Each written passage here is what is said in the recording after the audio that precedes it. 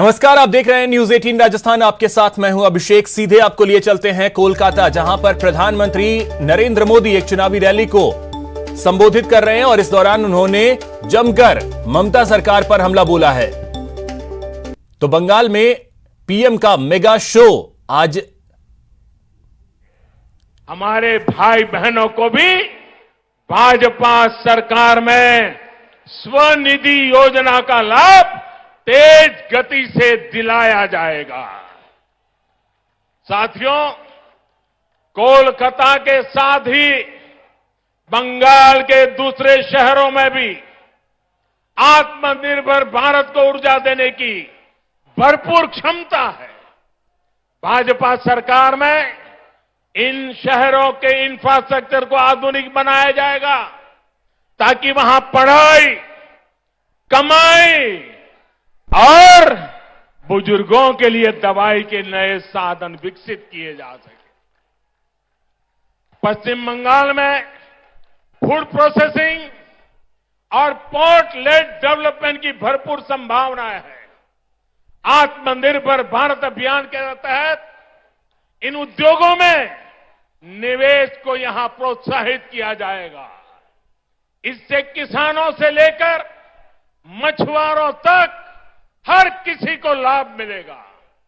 बहनों और भाइयों, पश्चिम बंगाल में आशोल परिवर्तन के लिए गांव और शहरों के स्थानीय शासन यानी ग्राम पंचायत, नगर निगम और नगर पालिकाओं के शासन में पूरी पारदर्शिता भी उतनी ही जरूरी है। इस लोकतांत्रिक व्यवस्था को जिस तरह से तहस नहस किया गया है वो आप भली भांति जानते हैं। इस व्यवस्था को बंगाल में भाजपा फिर से मजबूत करेगी। सरकारी सिस्टम पर, पुलिस पर, प्रशासन पर जनता का विश्वास जागे, हम वो परिवर्तन लेके रहेंगे, ये हम लाएंगे। भाजपा सरकार में एग्जाम से लेकर के ट्रेनिंग और रिक्रूटमेंट तक एक पारदर्शी व्यवस्था फिर से खड़ी होगी। स्किल डेवलपमेंट के लिए केंद्र सरकार की योजनाओं को यहां ईमानदारी से लागू किया जाएगा।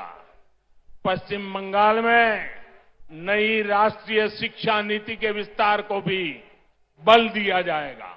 इंजीनियरिंग, डॉक्टर, टेक्नोलॉजी ऐसे विषयों की पढ़ाई बांग्ला भाषा में भी हो, इस पर भी जोर दिया जाएगा।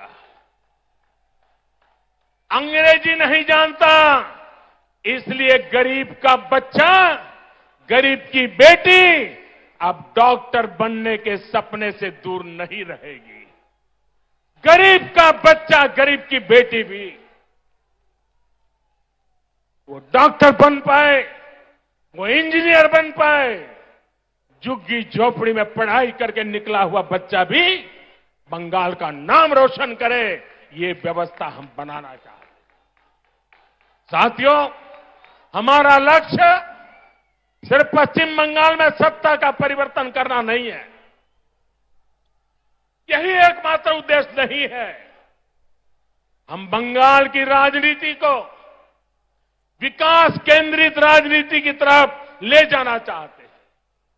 बहुत साल बर्बाद हो चुके हैं, अब बंगाल को बर्बाद होने का अवसर किसी को नहीं देना चाहिए। और इसलिए हम आशोल परिवर्तन की बात कर रहे हैं।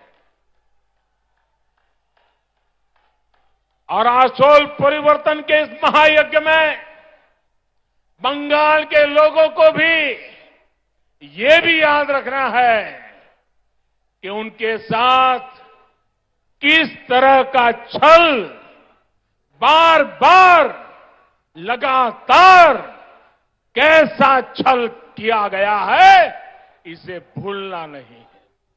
साथियों, आजादी के नारे पर कांग्रेस सत्ता में आई थी।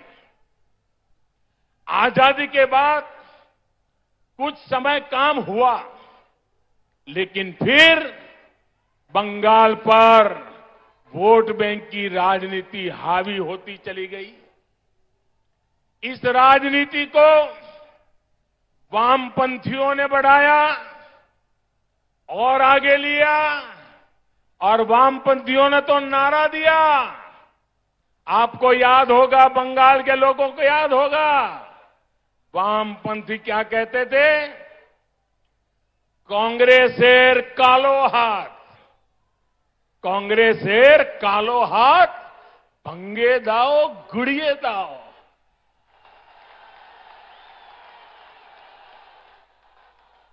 ऐसे ही नारों के दम पर वामपंथी सत्ता में आए, लगभग 3 दशक तक सत्ता संभाली। मैं जरा पूछना चाहता हूं, आज उस काले हाथ का क्या हुआ रे? ये काला हाथ कैसे गोरा हो गया रे?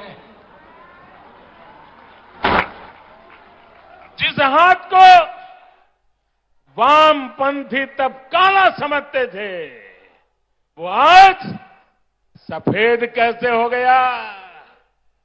जिस हाथ को तोड़ने की बात करते थे, आज उसी का आशीर्वाद लेकर वो चल रहे हैं। साथियों, वामपंथियों के विरुद्ध ममता दीदी ने परिवर्तन का नारा दिया था। पश्चिम बंगाल से मां, माटी, मानुष के लिए काम करने का वादा किया था। आप मुझे बताइए, पिछले 10 साल से